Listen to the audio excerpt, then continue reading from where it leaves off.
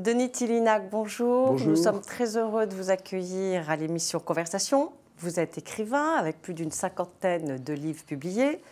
Vous êtes éditorialiste, mais on vous connaît surtout comme le Corrézien, ami de Jacques Chirac, amoureux de la France, passionné de D'Artagnan et de rugby. Vous publiez chez Albin Michel, mai 68, L'arnaque du siècle. Alors, Denis Tillinac, vous aviez 20 ans en mai 68 et vos camarades 68 arts, vous les trouviez empesés.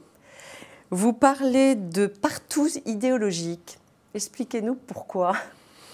Parce qu'à partir de l'année 67, et puis ça s'est aggravé l'hiver 68, si je peux dire, j'ai découvert que les étudiants, en général, se politisaient de plus en plus. Et les plus distants, capables de recul, d'humour, les plus malicieux, devenaient sectaires, adoptaient un langage militant, et puis donc ils devenaient très ennuyeux. Et la sociabilité, la convivialité, il n'y avait plus de bonnes franquettes, et tout ça pesait et produisait un univers dans lequel j'étais de plus en plus malheureux.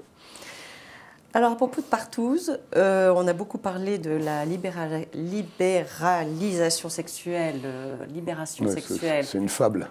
Voilà, la soi-disant. Alors vous n'êtes pas du tout d'accord. Non, mais je suis d'accord avec rien de ce qui a été dit sur mai 68 depuis un demi-siècle. Mai 68, c'est un demi-siècle de glose, où on veut absolument nous faire croire que mai 68 fut généreux, ludique, créatif, et que ça a libéré des tas de choses. Ça a libéré rien du tout, et c'était ennuyeux. Les 68 arts étaient égocentrés, mal dans leur pompe, on est tous mal dans leur pompe. Et les filles et les femmes? Et les femmes, elles étaient un peu moins politisées que les garçons, mais enfin elles s'y mettaient aussi, et ça nuisait quand même aux relations de séduction qui sont normales à ces âges où les amours sont compliqués, les libidos sont impatientes, mais la libération sexuelle vis-à-vis notamment des tabous de provenance religieuse, ça c'est l'euphorie de l'après-guerre. C'était fait. Je vous rappelle que Dieu créa la femme, c'est de 54, ainsi que Bonjour Tristesse, que toute la littérature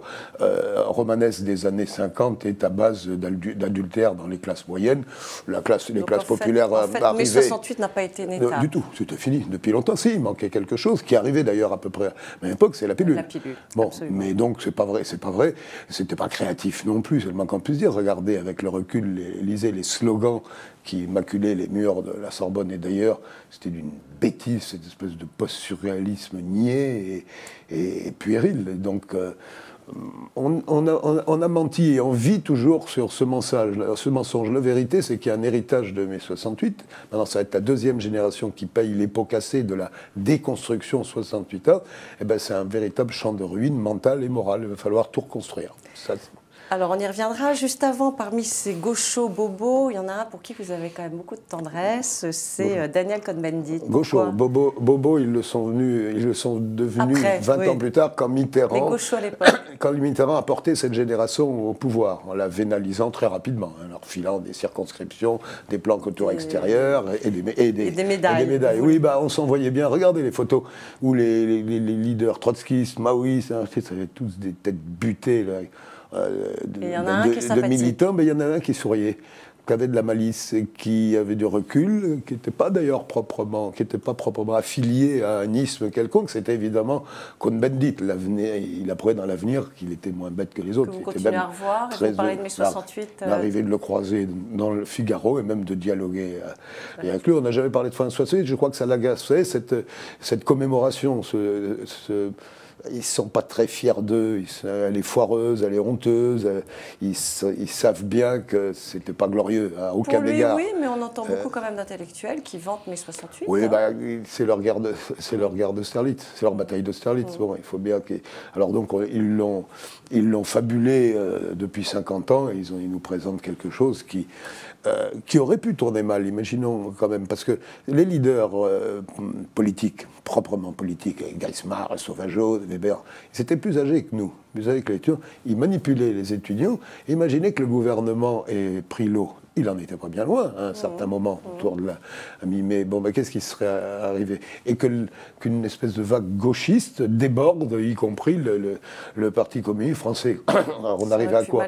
Bon, mais ça pouvait. Bon, on sait très bien que les Américains n'auraient pas toléré un régime crypto-communiste sur leur façade atlantique. Ben, ça en aurait eu un régime à la grecque ou à la Pinochet, avec quelques milliers de morts, quelques dizaines de milliers de gens en tôle. Et donc, moi, je leur reproche d'avoir, par égocentrisme, parce qu'ils jouaient pour se prendre pour Guevara, alors que les mêmes étaient à Saint-Trope au mois d'août. Hein. Ils ont pris aucun risque.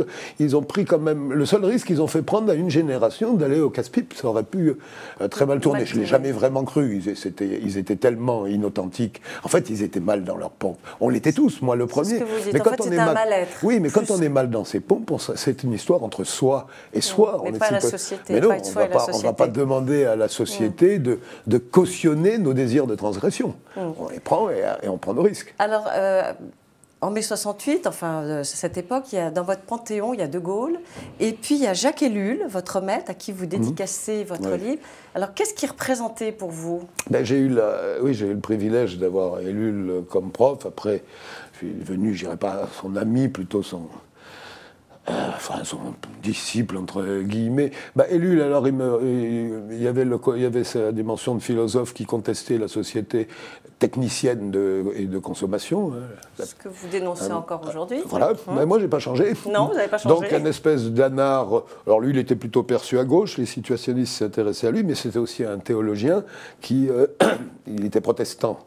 Et moi, je suis catholique, mais enfin, sa théologie, je veux dire, dépoussiérait beaucoup le message évangélique et m'apprenait à distinguer la foi, le sacré, la religiosité, vous voyez, pour aller au cœur du message évangélique. Et ça, c'était formidable. Puis c'était un type bien. Et donc, lui, il est rentré chez lui en mai 68.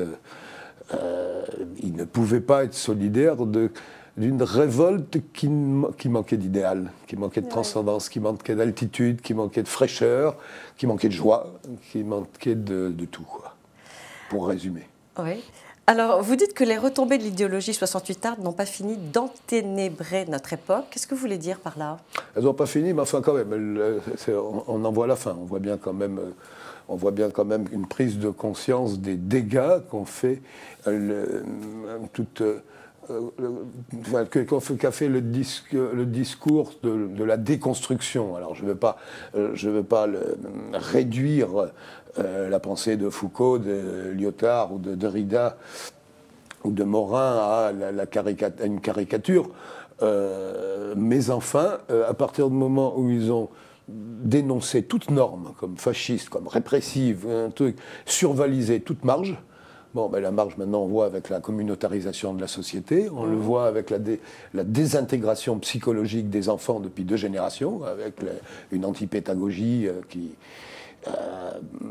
voulait apprendre à apprendre au lieu d'apprendre tout court.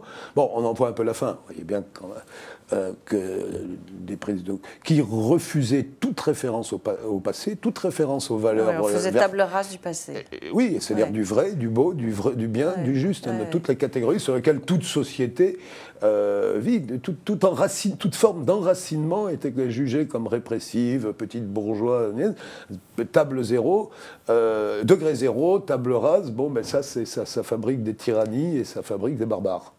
Alors, parlons d'Emmanuel Macron qui a voulu commémorer mai 68 et puis il est revenu sur cette idée. Il ne l'a pas fait. À un moment. Non, il ne l'a pas fait, absolument. On a essayé de le convaincre. On le présente souvent comme le lien entre l'ancien monde, enfin, comme la génération mai 68, il a été banquier, etc., et puis la génération des enfants de mai 68, puisqu'il a 40 ans. Et on dit qu'il est propre à faire le lien entre cet ancien et nouveau monde. Vous en pensez quoi ?